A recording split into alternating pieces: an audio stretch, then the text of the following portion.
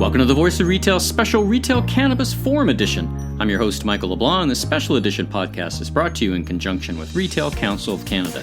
Recorded live in Toronto, March 26th at RCC's first ever Retail Cannabis Forum, I moderated the Rethinking Traditional In-Store Experience panel.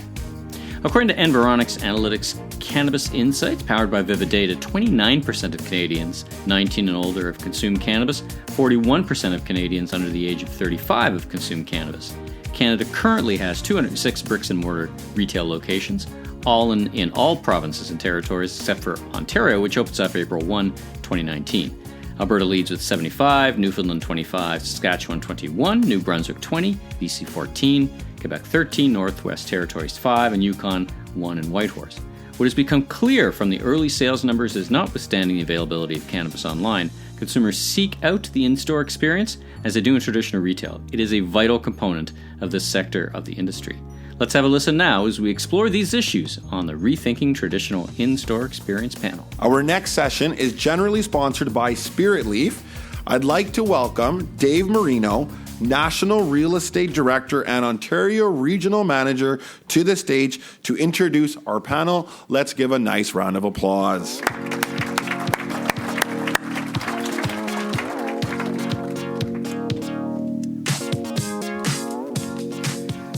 Well, thank you very much, Sonny, for the introduction, and good morning, everyone. Spirit Leaf is honored to support this event and this session today. In an environment where regulation determines the look and feel of your brick and mortar business, you would think the result would be a sterile experience. Our panelists are rethinking traditional needs for brick and mortar and turning challenges with security, fixtures, and store design into new opportunities for unique in-store experience. Please welcome our moderator, Michael LeBlanc, and panelists, Lara Wood of Cannabis New Brunswick, Andy Palalis of High Tide Ventures, and Stefan Schenk of Mihi Cannabis. You know, getting beyond a pure transactional relationship, and really, it's one, if not several, of the things we're here to explore today. So I wanted to start with a question, the same question for each of you. We'll try not to do that too much. Tell us a little bit about your business, a little bit of background, a little bit about yourself, but also your business, locations, and how you appreciate it. Lara, let's start with you, all the way from New Brunswick. Thank you for joining us. So we have an interesting model. We're a public model, although technically Cannabis NB is not a public company. So we have a contract with the government of New Brunswick to run retail. The New Brunswick government's very progressive, so they started this about 2.5 years ago, decided that the liquor board in New Brunswick would run this project until we could separately incorporate our company. So our plan was to be ready for July 1st before we knew that date was going to change. And we had 20 stores ready to open. We have an identical footprint for every store distributed across the province. So we had them all open, and then we also run e-commerce for the province.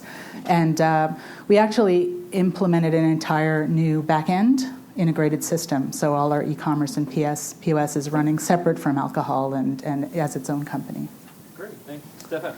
All right, perfect. Mihi Cannabis, certainly the new kid on the block. I'm especially sitting right next to you two. Mihi is actually let's call it a new cannabis company, and we started our journey about 1 year ago when founded by Blackshire Group. We actually went out to look at possible acquisition targets across Canada. The two things we knew we wanted was a organization that's inherently customer-centric. So everything they do would have to be about a customer. And B, we wanted corporately owned stores, because we all know it's easy to talk about customer experience. It's very, very tough to execute against that, especially when you're trying to run a franchise business.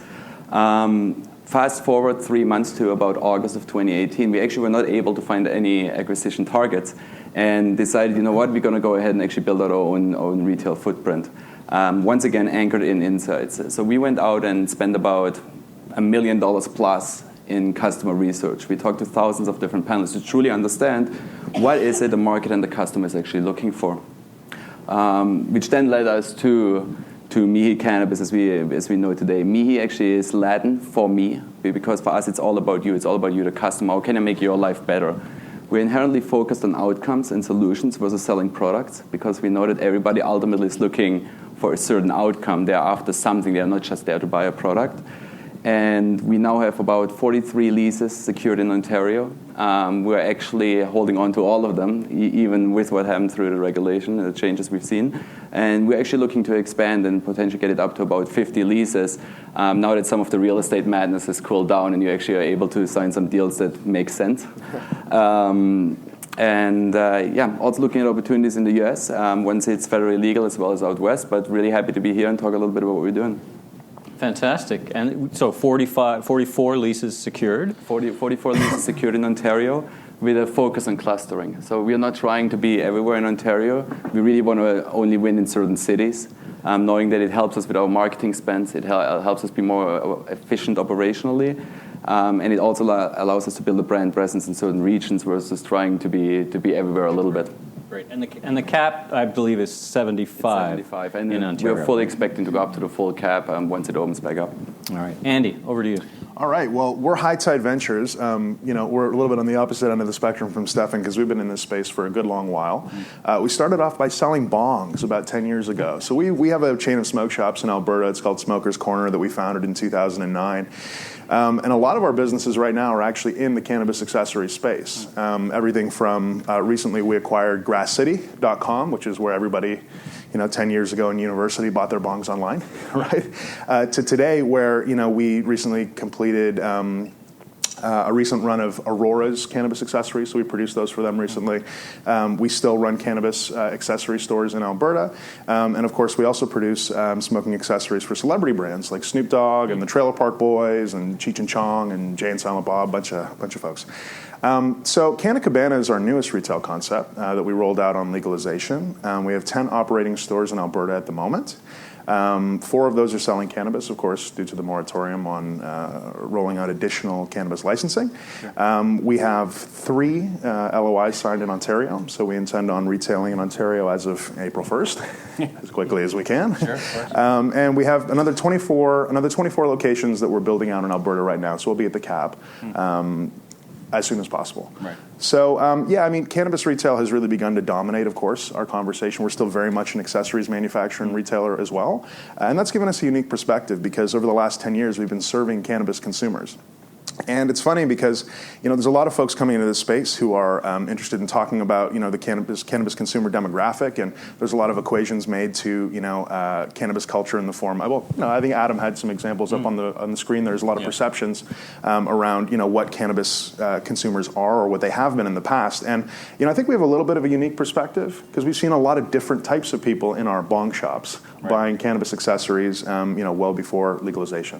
Yeah, you've been in this space 10 years as a family of companies, right? So 5 companies within the family? That's right. I got that right? Yep. We've got Famous Brands, which is the smoking accessories company, Smoker's Corner, which is the cannabis accessory store, RGR Distribution, which is a cannabis accessory wholesaler, as well as Grass City. And that's the online. Yeah, exactly. And that company's been around for 23 years.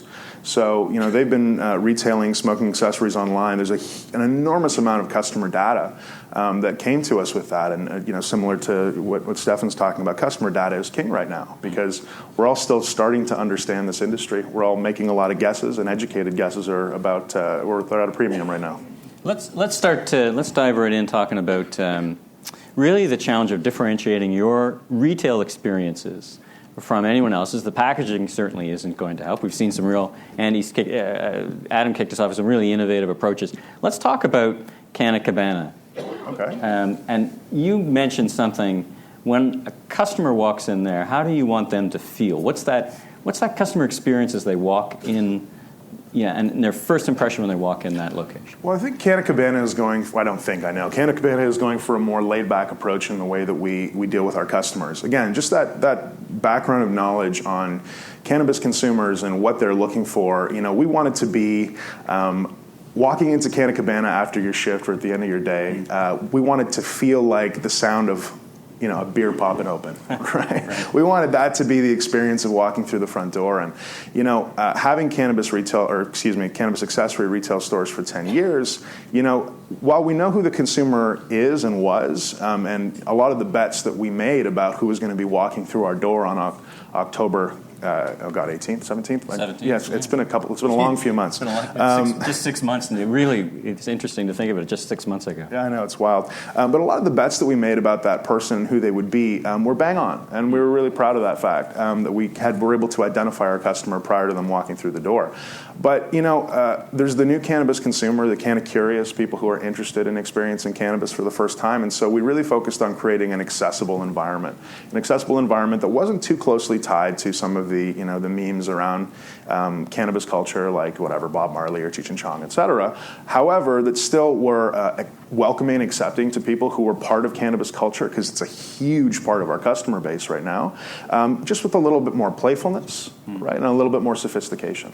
Stefan, you're at a very different place where you've got the licenses, but I'm sure you're farther along in terms of designing the stores. I saw some pretty, I think it's Chickatani Lacroix is doing some work for you. How are you briefing them in terms of what you want your retail experience to be when that first moment you walk in that door? So for us, it needs to be open and inviting. For us, it must feel like you're actually coming into your living room after a long day, and you're feeling relaxed, you're feeling secure, you're in a place that you can trust. And that was our brief to them. And to the point that we opened up our storefront, so you can actually see into our stores. We designed our ways in the store that they're open and inviting from the outside, rather than having the opaque windows. Tell me a little bit about that. How do you do that within the framework and the context of regulations?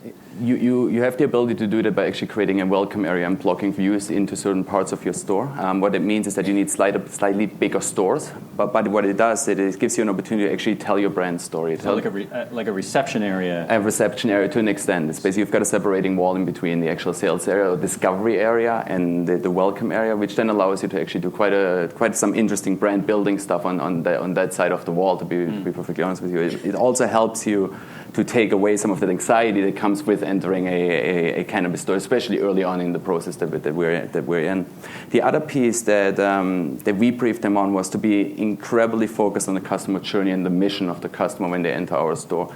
I think there are a ton of beautiful stores out there. They're beautiful design, they look great. What we really wanted them to do is truly understand why is my customer in my store and what do they want to get out of it. The one thing you can say is that even if you're after one certain demographic, depending on what type of shopping mission they're on, they will actually act differently. They'll actually value different parts of your store. So how do you actually serve that customer throughout their journey? So very customer journey focused and very touch point focused. Beyond that, we also try to, within the regulations, really figure out how can I actually provide value beyond just selling a product. So we are very much focusing on in-store programming and events. So we'll actually be having workshops on a daily basis, like 10-minute blocks of workshops. I can teach you how to roll a joint as an example. So how do you provide value beyond that? I think the nice thing about where we're at right now is that it's a green field. So many of us have probably worked in traditional retail channels. You'd always talk about all the cool things that you would want to do. Need state-based merchandising, in-store services, in-store events. You're never able to execute against it because you're coming up against legacy systems. Whereas here we've got a true green field and we can really put forth what we think is best for the customer. When you talk about clinics on how to roll joints, I think about that great Pierre Burton skit from the Rick Mercer. If you haven't seen it, watch it. So they have Pierre Burton, the classic Canadian, giving instruction about how to roll a good joint. It's a fantastic video. Lara, let's jump to customers now. Let's think about a little less of design, but though it integrates. How do you segment customers who are walking in the door? Because there's going to be a wide spectrum, I suspect. Tell me about your experience, everything from canna-curious, I heard canna-curious, but also veterans and everything in between. How do you think about your store in the context of those very different customer groups? Yeah, and I think as both of my colleagues here mentioned, we expected a real range, different from other retail even, because there's an established black market and there's consumers who've been doing this for years and have a very different perception of it. And there's a lot of new people coming into it for a variety of reasons. And then there's the added layer, of course, of we are recreational cannabis, not medical, right? So we have people who are confused, who are coming in and asking medical questions, and how do you segment that? So we did, I think, same as Andy, we expected a certain breakdown of customers, and we ended up with exactly what we expected, a range from young to old, experienced to new. So, design was critical for us as well because we wanted it to feel comfortable. We wanted to move away from stereotypical cannabis culture because a lot of people, more of our customers don't see themselves there. But at the same time, we didn't want to go too Apple Store and too sophisticated because we wanted it to feel warm. You didn't want people to feel comfortable. You didn't want it to be clinical. We didn't want to be clinical. We wanted to create a warm experience where people felt really comfortable. Same thing, we have a reception area that with an individual in there talks to you about the experience and prepares you for what you're going to feel when you go on the floor. Is that where you check for age? We check, yeah. So we are age gated. We have a reception area. You go in there. We have a receptionist who stays there and talks to you about the experience and lets you know what you're going to experience when you get on the floor. But then for us, as much as design was the actual team experience and the staff experience. So when we went into this, we thought we want to hire people who are passionate about this new industry, not just because they're consumers necessarily. Some of our team aren't consumers, but they're excited about legalization and they're excited about the mandate that we've been given, which is education and getting rid of stereotypes and doing this safely. So we made a huge commitment and investment into our own training programs. And our training programs are product knowledge and safe consumption, but also customer service. So we have a significant part of our e-modules and our classroom training that is about how to interact with customers. And we have developed a guide process that basically allows our team to identify almost immediately when a customer starts to interact with them, what their level of experience is, what their personal sort of understanding and perception is, so that they can modify the experience to make sure that they're guiding them through the right way. We don't want to disrespect consumers who feel that they're very experienced and have a lot of information, but sometimes they're the most challenging because the legal products are different and how we're delivering them are different. So we do have to do an education there as well, and sometimes it's more sensitive. So our team development and how we position that is critical to the experience. You know, that's a really interesting point. I hadn't conceived of it that way, that even experienced users are having a very different experience right down to the product level because, it's a very different, not just the packaging, but the product presentation and actually the core product. So let's just hang on that note for a sec. You mentioned training. So is it the case in the province that you need a basic certification to sell, and then you take education that many more steps forward? I think that is the way it's in Ontario, right? Well, no, our model is because we're public, so we have the only stores. Right. So we run all the stores in the province. So everyone we've hired, our team is just our team, and we have our own proprietary training program that we've developed. So anyone who's hired, which they have to pass to, which they have to pass, and we have 4 e-modules and then a month of in-class training. So we have a minimum of 100 hours before you get on the floor, and then our management team has more. 100 hours before you get on the floor. 100 hours before you get on the floor. So they have to go through it, and they're scored. And you can take the e-modules again if you need to. Yep. And a lot of it is very guided. The classroom piece, our trainers from our team are in there, and they help people through. It's really not about scoring you and cutting people off. It's about making sure you learned and you're comfortable. And then on top of that, we layer specific product information from the LPs. So we invite our LP partners in to do their own product training on top of what we offer. So we'll be hearing more from Lyft about their training program. I'm now CanCell certified. I took the course, so if you guys need some help on a Saturday, make sure and give me a call. So let's talk about training in your environment. Is there a certification requirement in Alberta for employees? I'm the wrong person to ask about that specific question. Our operations team handles all of the pre-training or all the pre-certification. But in terms of the actual training program we use for our reps, we have a proprietary one that we built in-house.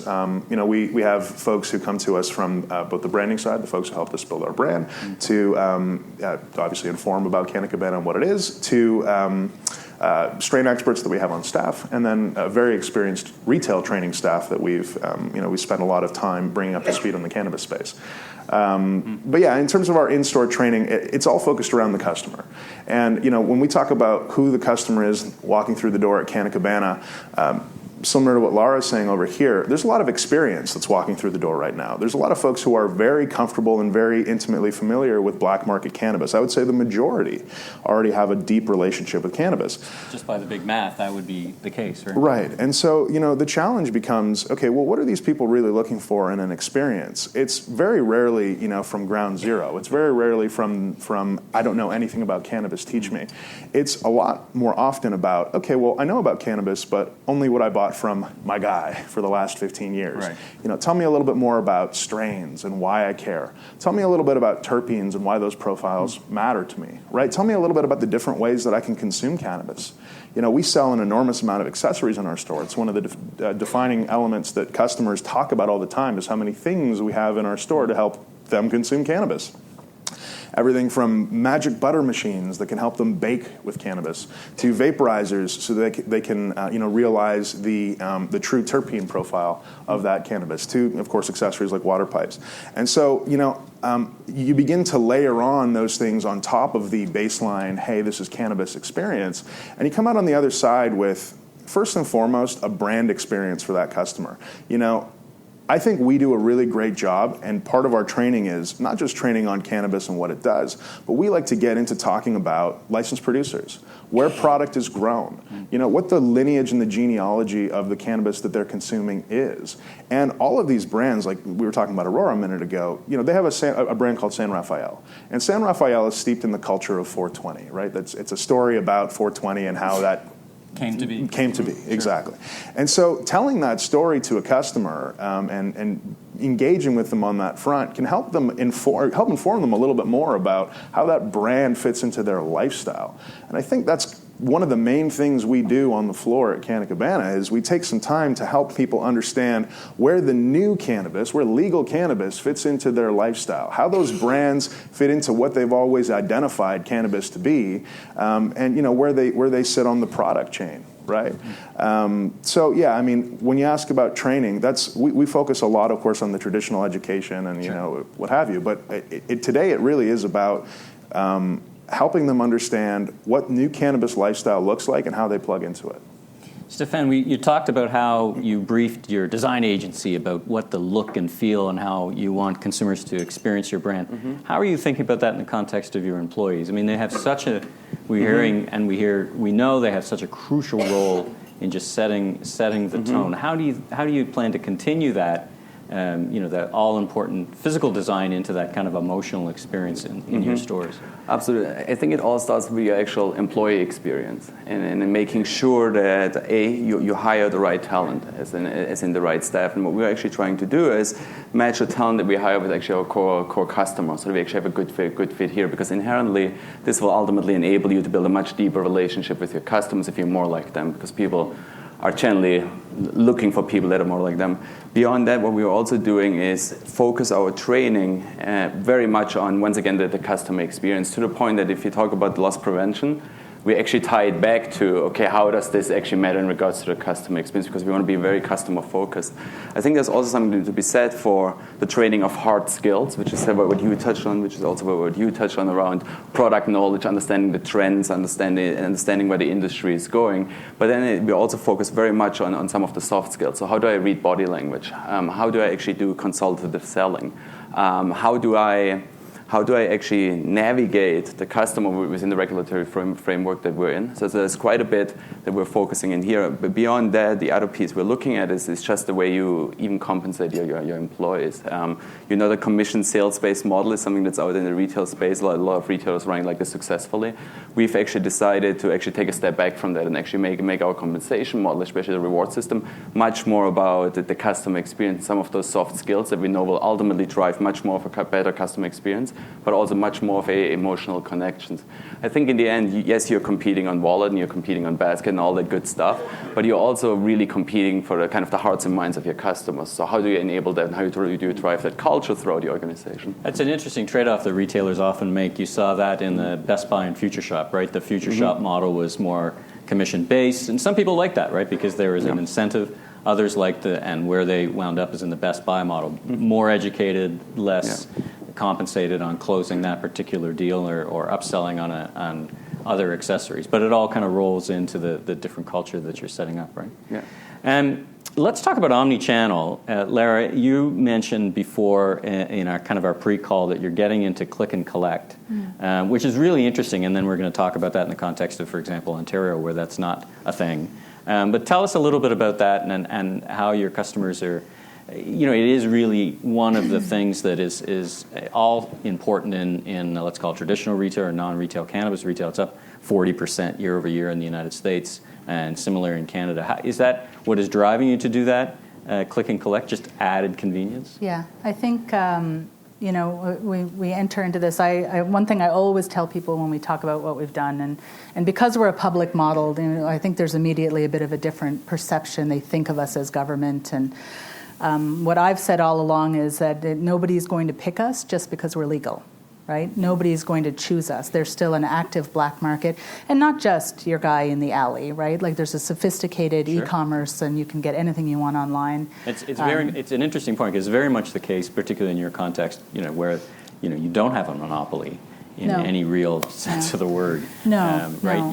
You've got 20 stores, but it certainly is. We've got 20 stores, but we've got competition, and we can't sit on the fact that we're a monopoly, and so we need to constantly keep evolving the customer experience. And that's why we've put such an effort into the design of our store and our team, and the e-commerce component. So we built our website. And then my background before going into the cannabis industry was e-commerce, so that overall user experience. And it's actually served us really well given the supply issues, because our site traffic is massive, because our site can tell you store by store what the inventory is. So it's really being heavily used. Our traffic far outstrips our actual interactions and purchases online. I love how you turn a constraint into an advantage. Find out real-time inventory by store. Real-time inventory by store. So it also helps our team, and then we can send people online if we're having supply issues in some of our locations.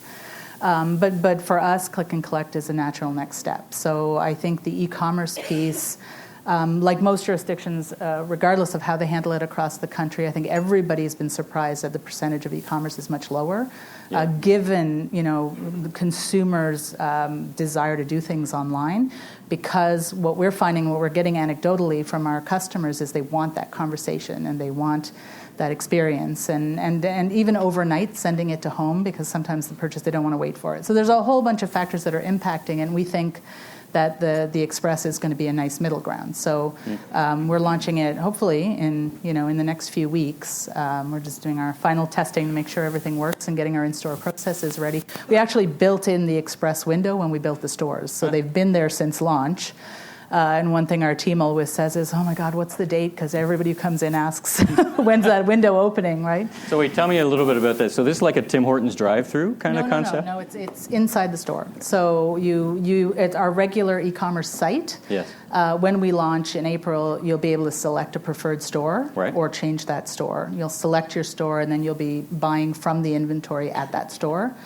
And then we have a 1-hour turnaround. So our team in the store will pick your order. Then you'll get a notification within the hour that your order is ready, and you can pick it up, I think, within a 3-day period. And the window you talk about is in the store. It's a special designated place. So in our reception area, you actually come in. So you're still going through into the reception area, and then there's a separate window before you go onto the sales floor, and your order be ready there. Fantastic. And you can add to your order on site too. So we have, your order will be picked and packed for you, but we'll have accessories and things at the windows that you can add to your order when you arrive. Cross-sell, upsell sounds like traditional retail to me, right? No, accessories only though. Yeah, of course. Well, let's talk about a couple of things. I was had the opportunity to go to Las Vegas, and I was in a couple of the concepts in Vegas, and I was struck by the difference of experience. One experience was a very technical sell. A lot of talk about terpenes, and it started to make my head spinny. It was very early, 7 o'clock in the morning, but it was a lot of technical stuff that was upon me as they were trying to maneuver through the assortment. I went to a different store, and the conversation was very different. It was about, well, how do you want to feel? How do you want to experience? What are you looking for? Tell us about Canna Cabana in that context. One of the things that I think sets the tone for you, you've already said it at the very beginning when you talked about it's like opening the can of beer and relaxing. So right away that tells me a few things. I love, by the way, your treatment of your windows. Okay. Talk a little bit about that, and then talk a little bit about that experience path, or that path to purchase as you see it in the context of those two broad decisions around how you approach consumers. Yeah, okay. 7 o'clock in the morning at a cannabis store in Vegas. Yes. It's either an early morning or a late night. A little bit of both, actually. We're not open at 7 a.m., unfortunately. 24 by 7 in the great city of Nevada. Yes, in the great city of Nevada. If we just want to talk about the customer journey, when you pull up to a Canna Cabana, yes, our window treatment is there to inform a sense of relaxation, because you're looking at some palm trees, and in Canada we could all use a few more palm trees in our lives. But there's two elements to our retail floor. And the first is, many of our customers know when we receive cannabis. It's Friday, there's a lineup out the door, and they're coming up to the cash. And, in the traditional retail experience, you need to be able to get them through the system as quickly as possible because they just want to come in at 5 o'clock and pick up their, whatever, pink kush and get out the door, right? So in Alberta, it's released at a certain specific period of time, or is that idiosyncratic to your locations? Well, so it is idiosyncratic to our specific locations. For example, Whitehorse gets their shipment on Thursday, Canyon Meadows gets their shipment on Wednesday, Edmonton gets their shipment on Friday, and our customers know. Customers have figured that out. They figured it out. Now, we keep in really regular communication with our customers. We use a pretty robust text messaging platform, and it's been extremely useful because we were talking about omnichannel a second ago with Laura here. Yeah, they do want a digital experience in communicating with their cannabis retailer. And so we've managed to accomplish that through SMS messaging because there's precious other opportunities for us to do that. But when customers know that we have cannabis, they can come in and, of course, they can line up and order off of our menu and do the traditional retail thing. But we also do our very best to create an experience on the floor that tells a story. We're all about storytelling, and I think that really, we mentioned the challenges around packaging and around branding in this space. It's up to the retailer. The retailer is the only opportunity for a licensed producer to tell their story. And some of them are getting wise to this. We're starting to receive more engagement from licensed producers that want to bring by POP and want to do special activations on the floor because they just can't do that anywhere else. And so, our stores are merchandised so that we have the beautiful display cabinets on the perimeter, but also these big fish bowls in the middle, where we can merchandise our product alongside things that help to infer the experience of what that cannabis strain is. With Pink Kush, for example, or Blue Dream, there's an opportunity to color match accessories. There's an opportunity to, have some either print collaterals that are there or some, informatory placards. All of these things are there to help the retail rep tell the story of the strain, tell the story of the licensed producer, and create prompts for customers to ask questions. It is a challenge, of course, and anybody who tells you they've got it figured out, I don't know that they do yet, because there's a lot of learnings that we've had in the last 3 months about how customers want to ask questions about product. How they interact with capsules and oils, for example, has been a total, how can I put it?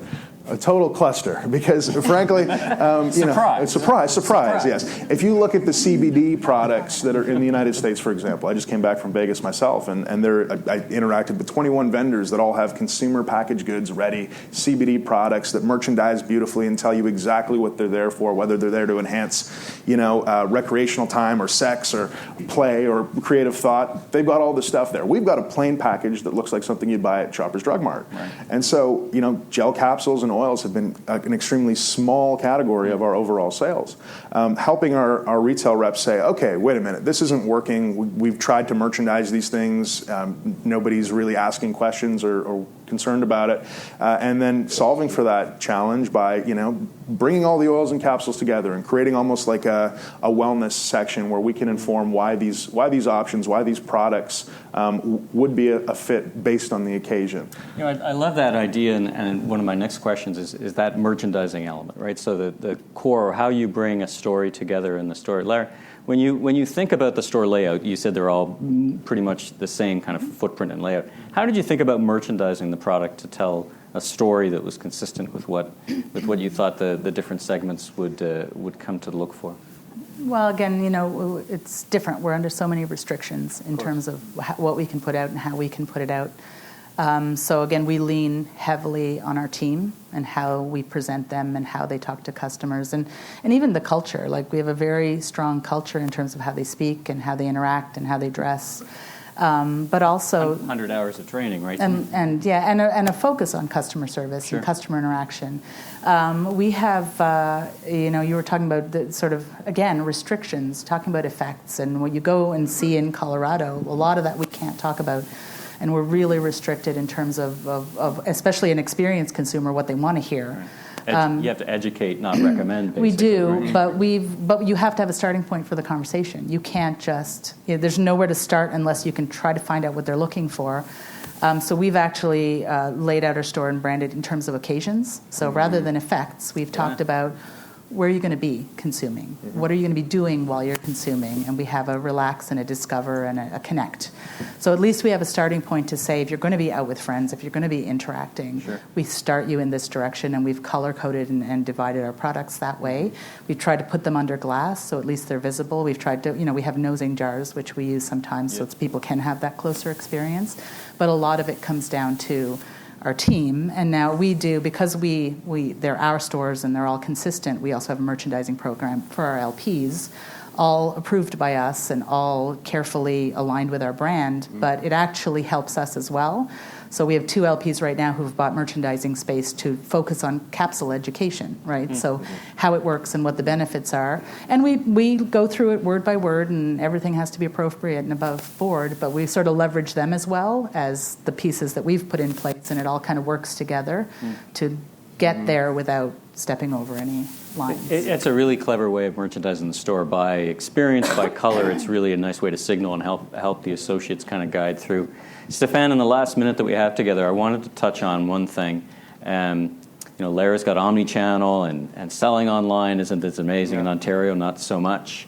Tell us then how you conceive of digital and the role of digital, and how you conceive of it in importance for your brand in the last minute we have left. I actually think it's hugely important. Now, obviously, the inability to sell online, it hinders us in certain ways to do certain things that we want to do, but I think ultimately it also forces us to start thinking about how to provide utility and solutions to the shopper versus how do I just sell more products. What I ultimately believe, it's not just about a brick and mortar store, it's not just about a web presence, it's really about how do you build out a digital ecosystem or retail ecosystem that is almost ubiquitous, and how do I use that retail ecosystem to provide value to my customers at any given touch point. So what's the role of voice, what's the role of web, what's the role of mobile, I can go on and on and on. But what I truly believe is that you need to provide value in order to build loyalty. And I can do this through a digital ecosystem. For me, it's still hugely important. Yes, I'm not going to sell product, but that's how I'm going to build loyalty with my customers. Very good. Well, listen, this has been a great panel. Thank you all so much for sharing so openly with everyone. Let's give the panel a hand. Thank you all very much. That's a wrap on this very special edition of The Voice of Retail. RCC's Retail Cannabis Forum was generously sponsored by J. Ross Retail Recruiters, Lift & Co., March Networks, Mindfield, and Spirit Leaf, along with media partners Ad Standards, Cannabis Retailer, and The Growth Op. I'm Michael LeBlanc, founder and president of M.E. LeBlanc & Company, Inc., and you can learn more about me at www.meleblanc.co. Stay tuned for our next regular edition of the podcast, available each and every Friday. If you like this edition, please subscribe, rate it on iTunes, and tell all your LinkedIn friends. Until next time, have a great week.